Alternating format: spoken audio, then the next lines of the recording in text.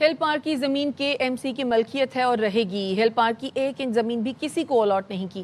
Mayor Karachi Murtaza وہاب کی news conference, کہا ہل پارک کے اطراف زمینوں کی الاٹمنٹ کا کے ایم سی سے لینا دینا نہیں۔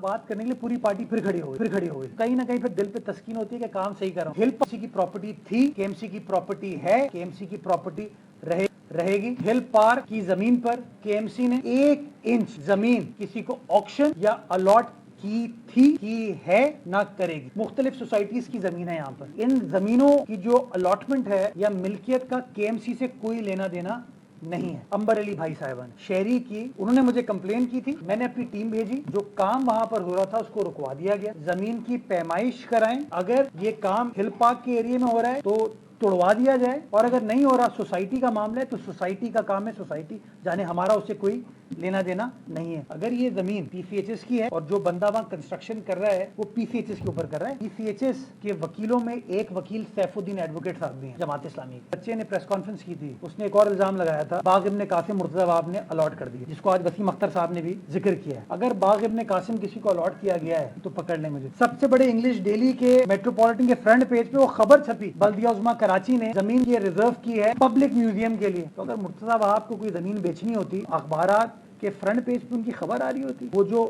میوزیم بنے گا کیا وہ میری ذاتی ملکیت ہوگا؟ اس کراچی شہر کی سیر و تفریح کی جگہ تھی الادین واٹر پارک، وسیم اختر کے دور میں توڑا گیا۔ نسلہ ٹاور کس کے دور میں توڑا گیا؟ ان کے اوپر اتنی نہیں تھی ہمت کہ جا کے سپریم کورٹ کے سامنے کھڑے ہوتے اور کہتے کہ نسلہ ٹاور کی زمین کے ایم سی کی ہے، اور کے ایم سی نا کراچی والوں کے ساتھ